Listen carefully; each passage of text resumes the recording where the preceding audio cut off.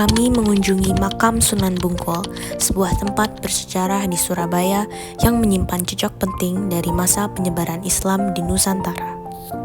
Terletak di belakang Taman Bungkul, makam ini menjadi tujuan ziarah yang tidak hanya bernilai spiritual, tetapi juga penuh dengan kisah sejarah. Sunan Bungkul atau yang dikenal dengan nama asli Ki Ageng Supo atau Mpu Supo merupakan seorang bangsawan dari Kerajaan Majapahit.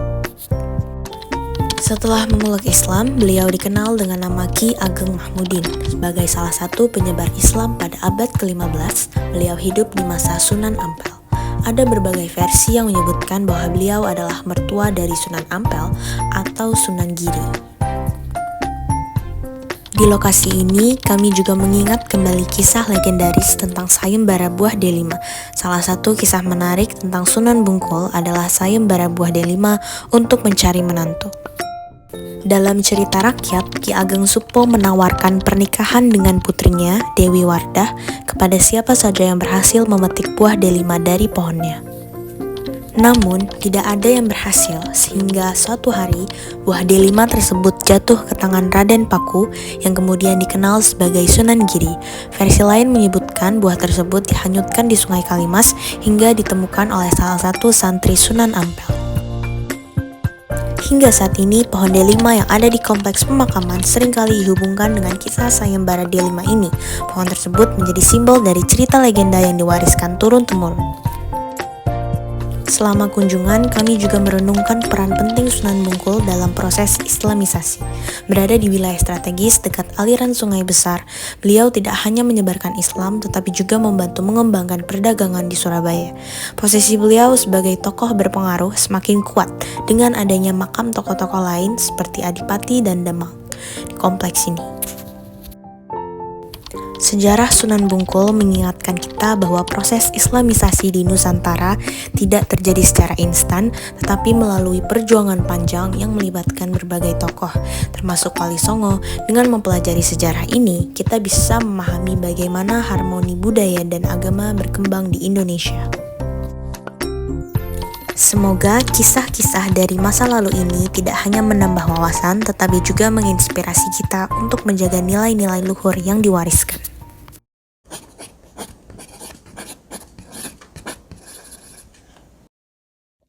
Bismillahirrahmanirrahim. Assalamualaikum warahmatullahi wabarakatuh. Nama saya Fajri Maulana dengan NIM 105241075. Di sini saya akan membacakan surat Al-Furqan ayat 21 beserta dengan maknanya, yaitu menjelaskan tentang alasan-alasan yang dibuat oleh kaum musyrik Mekah yang enggan beriman kepada Nabi Muhammad SAW.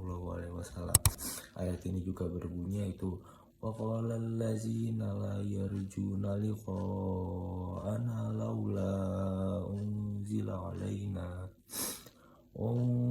عَلَيْنَا الْمَلَائِكَةُ أَوْ نَرَى رَبَّنَا لَقَدِ اسْتَكْبَرُوا فِي أَنْفُسِهِمْ وَعَتَوْا عُتُوًّا كَبِيرًا. Sadaqallahul azim. Sekian dari saya. Assalamualaikum warahmatullahi wabarakatuh. Assalamualaikum warahmatullahi wabarakatuh. Saya Suci Bayu Sabta. Di sini saya akan membacakan Quran surah Asy-Syu'ara ayat 121 hingga 122. Alasan saya memilih ayat ini karena ayat ini mengingatkan kita untuk terus beriman.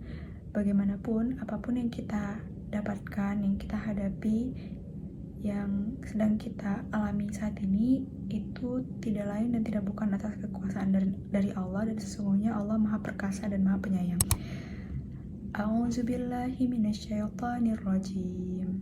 Inna fi dzalika laayah wa ma kana aktsaruhum mu'minin wa inna rabbaka lahuwal azizur rahim. Shadaqallahul azim. Assalamualaikum warahmatullahi wabarakatuh. Perkenalkan, saya Nur Zainab Arumi Bakti, dan hari ini saya akan membacakan surat Al-Ankabut ayat ketiga. Alasan saya memilih surat Al-Ankabut ayat ketiga adalah karena saya percaya bahwa Allah Maha mengetahui segalanya. Allah mengetahui mana hambanya yang bersikap baik dan benar, dan mengetahui mana orang-orang yang dusta kepadanya. A'udzubillahi minasyaitonirrajim.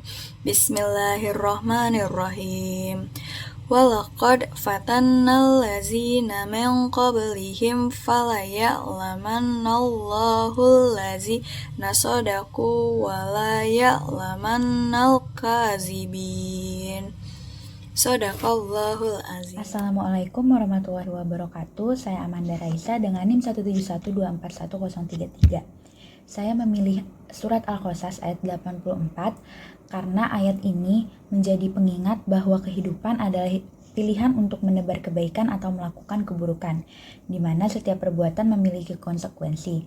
Dalam kehidupan sehari-hari, pesan ayat ini mendorong kita untuk senantiasa mengevaluasi diri, memperbaiki tindakan, dan menjalankan hidup sesuai dengan nilai-nilai yang diridhoi oleh Allah Subhanahu wa Ta'ala. Semua kebaikan sekecil apapun tidak akan pernah sia-sia, sementara keburukan sekecil apapun tidak akan luput dari perhitungan Allah Subhanahu wa Ta'ala. A'udzubillahi minasyaitonirrajim.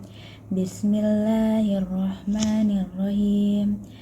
Man jaa bil hasanati falahu khairum minha wa man jaa bisyai'ati fala yujzal ladzina 'amilus syai'ati illa ma kanu ya'malun. Shadaqallahul azim. Assalamualaikum warahmatullahi wabarakatuh. Saya Thalita Ubaidah. Di sini saya akan melakukan tilawah surah Luqman ayat 8. Saya memilih ayat ini karena ayat ini mengingatkan saya untuk terus melakukan kebaikan, untuk terus melakukan kebajikan, terus beramal salih dan beriman kepada Allah dan Rasul-Nya, karena Allah sendiri yang mengatakan bahwa kita sebagai hambanya, jika kita melakukan apa yang diperintahnya, terus melakukan kebajikan, kebaikan, amal salih dan beriman kepada Allah dan Rasul-Nya, maka kita akan mendapatkan balasan berupa surga-surga yang penuh dengan kenikmatan. Sehingga ayat ini memotivasi saya untuk terus mengupgrade diri saya, untuk terus memperbaiki diri, supaya saya selalu ada di jalan yang Allah ridhoi dan selalu melaksanakan apa yang diperintahkan oleh Allah Subhanahu wa Ta'ala. A'udzu billahi minasyaitonir rajim.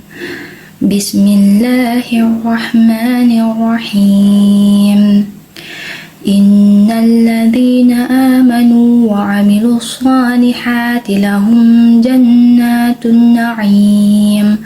Shadaqallahul azim. Saya memilih surat Al-Ahzab ayat 35 karena ayat ini mengajarkan bahwa amal kebaikan tidak mengenal perbedaan jenis kelamin.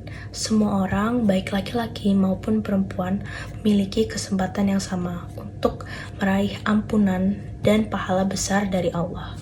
Hal ini memotivasi saya untuk terus memperbaiki diri, terutama yang disebutkan dalam ayat tersebut, yaitu keimanan, kesabaran, dan memperbanyak zikir. A'udzu billahi minasyaitonir rajim. Bismillahirrahmanirrahim.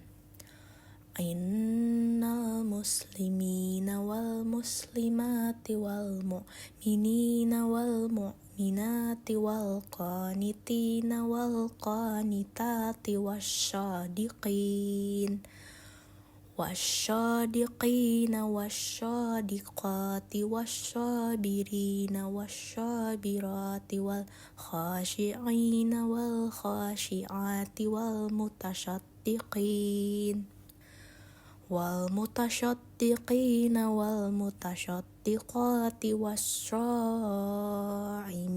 wasyaimat wasya'imati wal hafizina furujahum wal hafizati wazzakirin wazzakirina Allaha katsiran wazzakirati a'addallahu lahum maghfiratan wa ajran azima.